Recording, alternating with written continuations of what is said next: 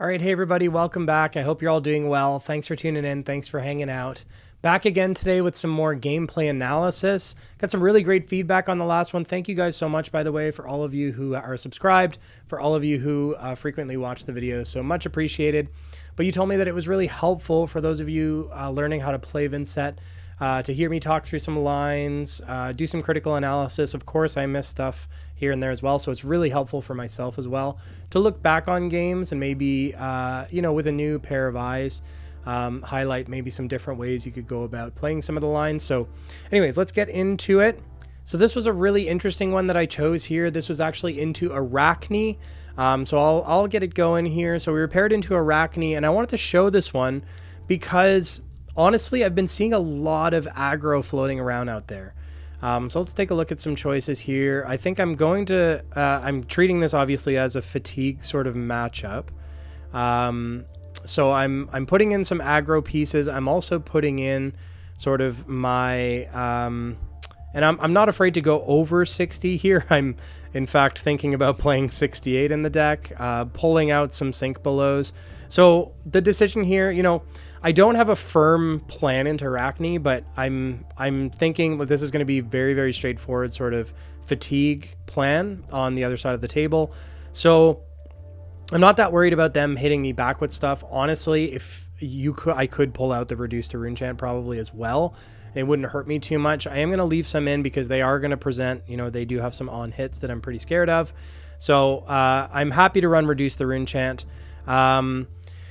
But yeah, mostly treating this like aggro or against fatigue, sorry. So I need to put in my aggro pieces in order to either push those 2 wide turns or go extra tall with the putrid. So lots of aggro pieces. Putrid is really just there for Bravo and fatigue. Burdens of the Past, if they are playing a lot of those defense reactions, can help us in the end as well. So anyways, I am seeing a lot of aggro out there these days. So I thought I would show this gameplay, something a little different than what I've been running into, and talk through how I would sort of navigate a fatigue matchup, because it's going to be very, very different game plan. And you'll probably see me adjust on the fly. They start off at 43 here, playing a Sigil of Solace on turn 0, presenting Spider's Bite, which, we could have actually probably filtered here. I'm not quite sure why. I mean, we're pretty happy with this hand, honestly. Putrid's one of our key pieces against fatigue. So just taking the damage to be able to preserve this awesome hand, we might... we're probably just going to be setting up. I mean, honestly, I could have given this blue because, they are presenting something else. So now we're happy to give the blue. Spider's Bite did hit, and I don't really want to give up any equipment pieces here. So we're going to take 3 overall turn 0. I could have played it a little tighter there. We could have given more cards, but I'm trying to prioritize the pieces I think are important in this matchup. So Putrid Stirrings is going to allow us to get over and push some damage. I love setting up with a Deathly Whale. So this is going to be an easy banish Deathly Whale, make a bunch of rune chants with Read the Runes, and sit on that Putrid for a later turn. So I'm going to want to sit on this blue in order to play the Putrid out. We're happy to draw into reduce the rune chant, reduce 2 rune chant, because regardless of what they present, we're going to be able to do some blocking here. So opponent's doing some thinking. Fast forward a little bit. Okay, Spider's Bite, presenting us with a decision here. We're going to take the Spider's Bite most of the time, especially when we're sitting on reduce to rune chant. It does not debuff reduce, so we're happy to give that. Curious whether we're going to gamble on the... Oh yeah, so we have an extra piece that we don't really care for here, Phantom Raid, so we're happy to give that up. They're going to be sad when we follow up with Reduced to Rune Chant. They were really banking on this hitting, unless they have a Shred or something like that, but they do not. So we kind of stifled their game plan there. They had to break black text to try and get go again, and they did not get go again. So we're going to play out our... Went a little bit fast there, but we banished another red Deathly. We're happy to sit on that for a future turn. We played out the Putrid. We are now up to lots of rune. I think we ended on 4, so 5 rune chants. So 5 and, what is this, 11? A +5 on this Deathly Whale from Putrid. So pretty big wall of damage here. Looking at this 11 now, they threw a bunch. They A-beat all 5. They blocked what they could, but they still had to take some damage here. And we're happy to end on 2 rune chants, so we would have taken the damage on Putrid Stirrings. That's an important point that I glossed over here. So Vynnset activation on Putrid Stirrings, which is a shadow non-attack action. On Deathly Wail, we take that every time.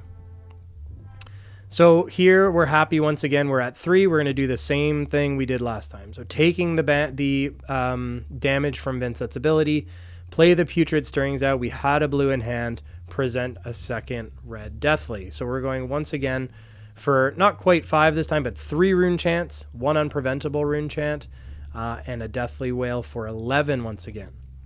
So they have some decisions to make. They're going to have to take this first one no matter what. We're again going to end on 2 rune chants. So we love seeing this rolling rune chants from one turn to the other. Deathly Wail facilitates that really, really well.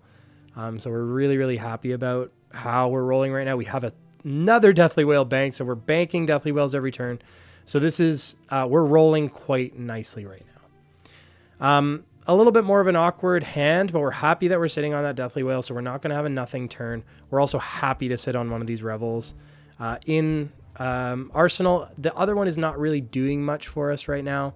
So we give one up. We also present... okay, things are going fast. I'm going to pause for a second. Maybe we'll rewind a little bit. So there's a point... You could give up the Envelop. Envelop is not a bad target here, and we have Tunic up. So getting that extra rune chant, guaranteeing our 2 rune chants to sit on afterwards, probably the call. So this is why I decided to give Revel, I presume.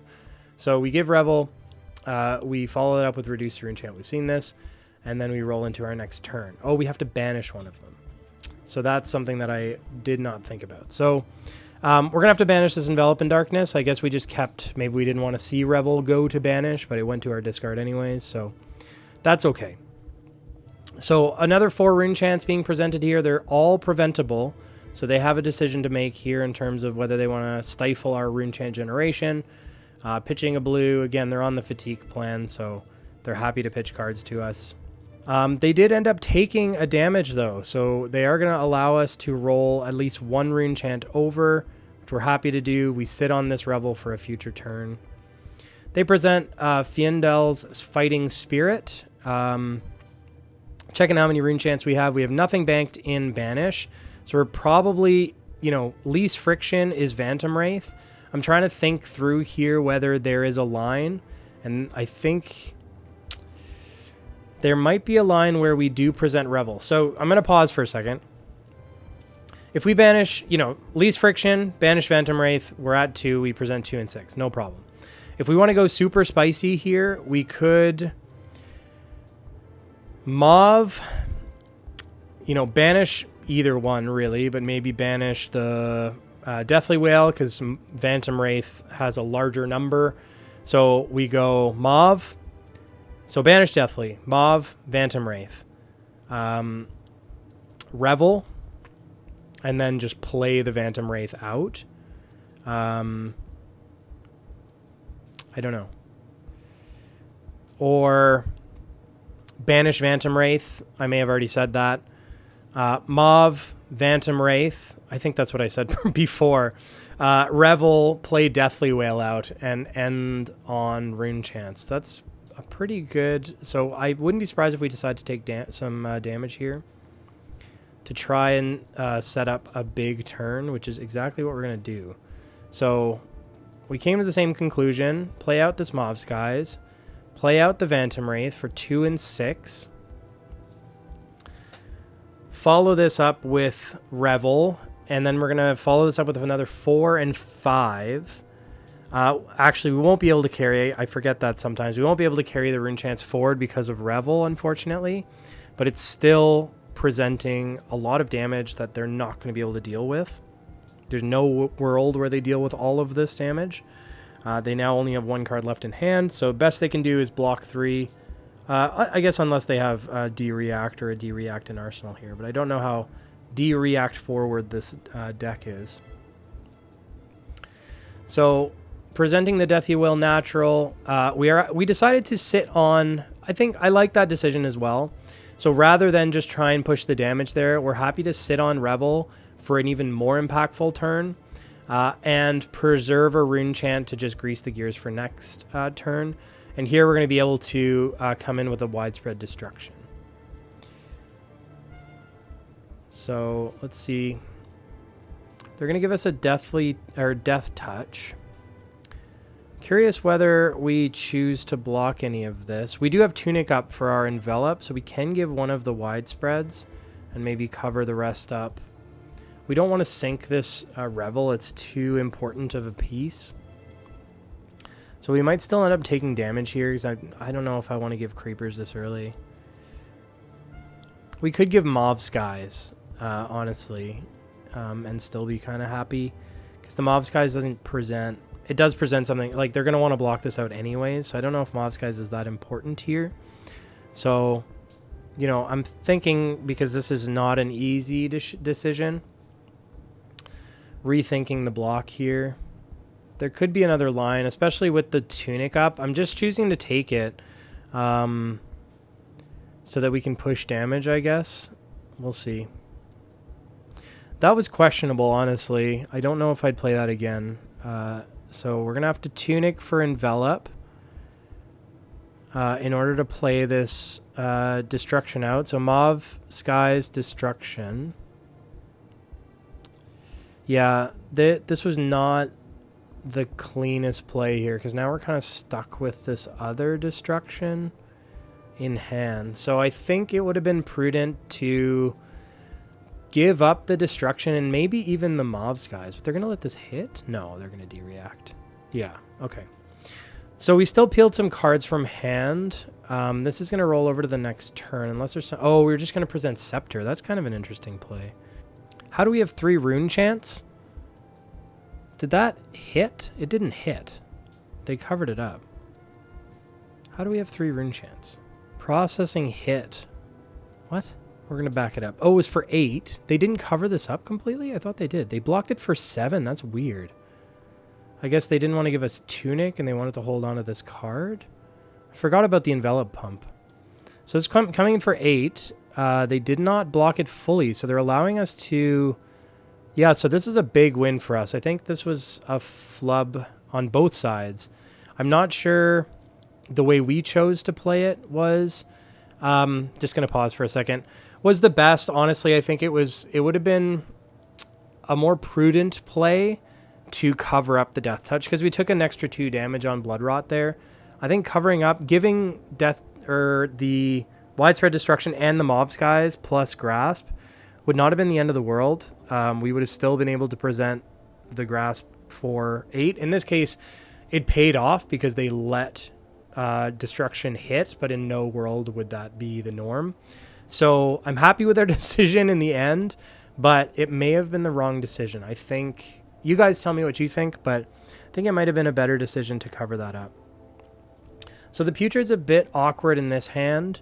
We are going to be able to present a very large Phantom Wraith. And we're sitting on this Revel for a really long time, so I think, yeah, I'm thinking about sinking it away, I guess, to try and make this hand a little bit better. I think it's unfortunate that we didn't really have a turn, you know, or a hand line up where Revel would have been more impactful. So I'm actually sinking it, or no, I'm being greedy because I really want to keep it. So I sank one of the envelops, which is fine. We will be able to, you know, Putrid Stirrings this Phantom Wraith, maybe sit on the envelop. It's too bad we don't have Tunic resource up, but that is pretty good.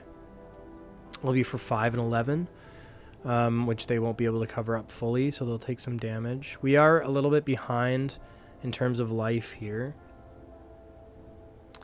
Oh, we didn't do... Oh, we are going to do some Creeper shenanigans. Yeah, big time Creeper shenanigans. I really like this. So, okay, I missed something again. Realizing it's a bit tough to... where did this Widespread Ruin come from is my question. Okay. So...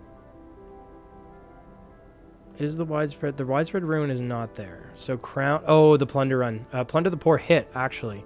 So, and they're going to banish 2 off the top. So they banished 2 off the top, and one of them was a widespread ruin. I was just checking there, so I missed that. So from the plunder the poor hit, we got a widespread ruin and banished, which is going to facilitate a very scary turn for us. Yeah, this is going to be really good. So we're banishing the Phantom Wraith. We are going to creepers in either the envelop. This is going to be really, really impactful. So we could kind of do it all. We could creepers in the putrid stirrings to make for a really, really... This is going to be a huge turn. I'm excited to see how much damage we're actually going to output here. So we're going to present just one of them, which will be 5 and 6. And they might think this is everything, so they might be comfortable giving us a bunch of cards here. So 5 and 6. So we're up to 11 so far. We're going to be presenting another 15 if we go the putrid route, which I think is the play. No, we need to generate some rune chants, though, is what I'm forgetting. Oh, that's Revel. Yeah, no. We're good. This might be a 26 damage turn. We'll see. 11. So 5. They're going to block 3, take 2, and think about the physical here. And their plunder, that's the one thing about Arakni as well. You know, them banishing for us can facilitate these really big turns. This would have been a very awkward turn without the widespread ruin. So we're going to activate creepers here. Decided to go with the envelop. So I think this is 1 damage point less. Not the end of the world. Maybe we prefer to roll this putrid over. I think that makes sense. Because the other line would have been 1 more damage. Because it would have been +5 here. We wouldn't have gotten the extra rune chant. So this is +3 plus a rune chant, which is 4 damage. This would have been +5. But now we get to sit. I actually really like this now that I think about this. Because we get to sit on the putrid stirrings, which is going to allow us to push, you know, maybe that extra damage that we need. Because they're going to take a bunch of damage here. And this might allow us to once again just get over. So this is going to be for 5 and 9. So 14. Plus the 11 is still 25 damage this turn. Really significant. So they're going to take this 5. And are they going to give us anything? Do they have any D-reacts left? Are they going to take 9 down to 3? They're going to take 9 down to 3. We're going to sit on this in Arsenal, and we are laughing. So that was, I think they're just thinking we got to try and get this under control, present a plunder. I think they should have probably just blocked some of this out, but maybe they had an awkward hand. I don't know. So we're happy to take this. We'll see what they banish for us. It was just a Mauve's, guys, so nothing that helps us. We're still going to be able to present Deathly Delight with 1 unpreventable here. Oh, we got the Putrid. I forgot about that too. It's unfortunate that we don't have Tunic up, but we can just present a giant Deathly Well, which might just be enough. So Putrid would bring it up to 10, plus Envelop would bring it up to 13. 13 and 2 with 1 unpreventable. That might just be enough, which is what I'm thinking here. And we'll gain 2 life when we close the chain if they don't die. Yeah, quite good. Quite good. 13 here on this Deathly Delight. They're going to Oasis Respite, presumably targeting, by a source of your choice, targeting the Deathly Delight, hopefully. They're going to take the first unpreventable. They are going to prevent the next one, which is, I think the call would have been to keep this 3 block. They may not have realized how pumped this was, but let's see what else they give us. They have 1,000,000 D-reacts? Maybe. Maybe they drew into all of their D. Another Oasis. So that's 4, 12. This is full block. This is full block. And they're gaining some life off the Oases as well. Did they play out 2 or 3 Oases? 2. Okay. Sorry for hitting the mic. Okay. Well, we're still feeling pretty good. I'm really, really impressed with them to be able to block that out. That's what fatigue decks do best. So, Widespread Ruin, we're going to be able to set up an incant here just off of Tunic Resource. We're going to have to grasp to get our second rune chant, and we'll sit on this Reduce, which we're happy about. They're going to gain some life up to 7.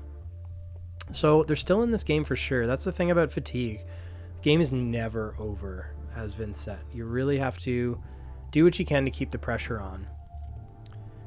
So yeah, for that reason, I like this decision actually.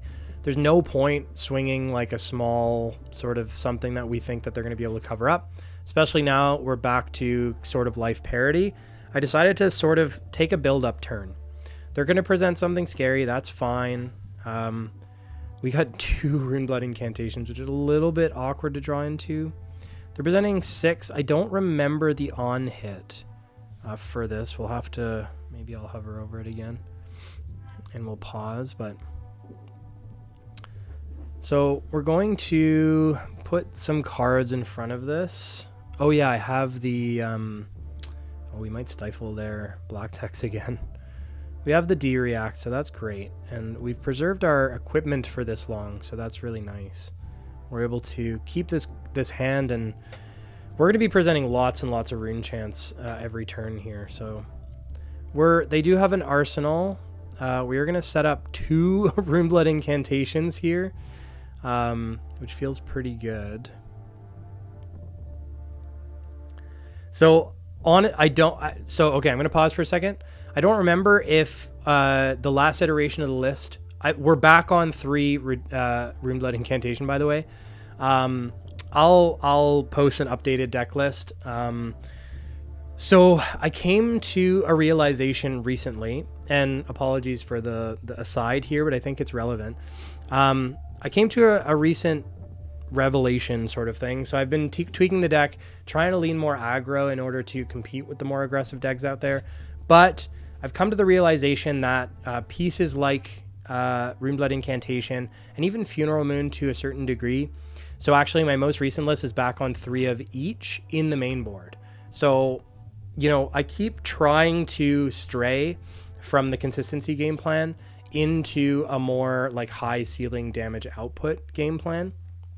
But I've come to the realization that there's room in the deck for both. So I still have my high output damage pieces. 2 Revels, actually increased to 2 Pummels that we can play with in the sideboard. So there's still some high damage output cards, but these consistency pieces are just key. Okay, so Runeblood Incantation, I come to the realization can't get around it. These are amazing. They can feel a bit more awkward late game if you are very much on the back foot, having to give a lot of cards up, and if you don't have Tunic up. But I think we'll see them pay dividends here. So here we're presenting quite a few rune chants, 5 or 6 rune chants, plus Widespread Destruction, threatening their arsenal. So they're going to have to give us basically their whole hand, unless they have a D-React in arsenal here. Do they got another blue or yellow? Yeah, yellow shred, cover up the rest of the rune chants. What are you going to do with the 6? Give us a card. Sink. Yeah, sink from hand. So they're covering this up. That's fine. We didn't want to sit on 2 in banish. So we do have a pummel here. So we're going to have to banish one of these cards. The go again isn't really relevant here. So we're going to give up the Shadow Puppetry because the Burden of the Past pays for both Envelop and keeps some damage up for Pummel. Checking for how many D-Reacts probably that they've played, because D-React can feel really, really bad and can stifle. I think I'm actually considering playing the Burdens of the Past out, but I think it's just too clean to present the Envelop and threaten Pummel. So I'm thinking long and hard here. There is an argument to be made that we play the Burdens of the Past, but we don't really know. And I think we're checking once again. We've seen Sink Belows. Have we seen any Fate? We have seen a Fate Foreseen. So this would stifle a Sink Below, a Fate Foreseen. But that's all we've seen. So there's like 3 valid targets left in the deck, maybe, unless I missed another Fate Foreseen. So, I think we're just going to go with stick to the, high damage output game plan. Yeah. Envelop, in this case, no, we don't care to pay, I don't think. And Threatening Pummel here that they're probably not going to see coming. It would suck if they did stifle our Pummel with a D-React. But we're so many Rune Chant, we got our 3 Rune Chant generators right now, so many Rune Chants as well, which makes it really, really awkward for them. They're going to have to pitch a couple cards, and this is going to be coming in for 9. So 9 and 5, 14 total here, 18 with the Pummel. Chances are they're going to leak. We will see how this goes. So, they're pitching yellows, which is good for us. So they cover up the first 2 Rune Chants. Thinking about the next 3, I assume they don't have a blue if they've, started off with Remembrance here. So they might decide to take some of these Rune Chants in favor of, covering up some of the physical. Okay, they gave us Tunic Resource, and they're going to take 2. So they take 2 Arcane down to 6. Going to give us some pieces here. They're going to need more than just 1 D-React here if they want to cover this Pummel up. And they just give it to us. So they must have not had any D-Reacts. We got them with Exacxies on this Pummel. Super, super interesting game. Bit different from, those more aggro-leaning matchups, which I've been running into quite a bit. So I'm trying to mix it up a little bit with this gameplay analysis. Talk through some games when it comes to aggro. Talk through some games when it comes to fatigue, like Arakni. Arakni is not a huge, dominant meta hero right now. However, it plays that same sort of play style as something like a Bravo. So, not exactly the same, but similar.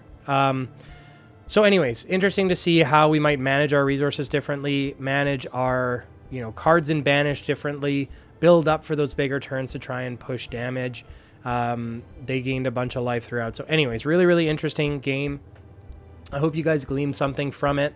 Let me know if you saw anything you would have done differently. But other than that, I really hope this is helpful for you guys. There'll be some more gameplay analysis coming up soon. I have a couple Azalea games that I filmed today, just the gameplay that were really, really interesting. So Azalea is going to be an interesting matchup for us moving forward as well. So I think I might record that one next. And but for now, take care, everybody, and we'll talk to you soon, okay? Cheers.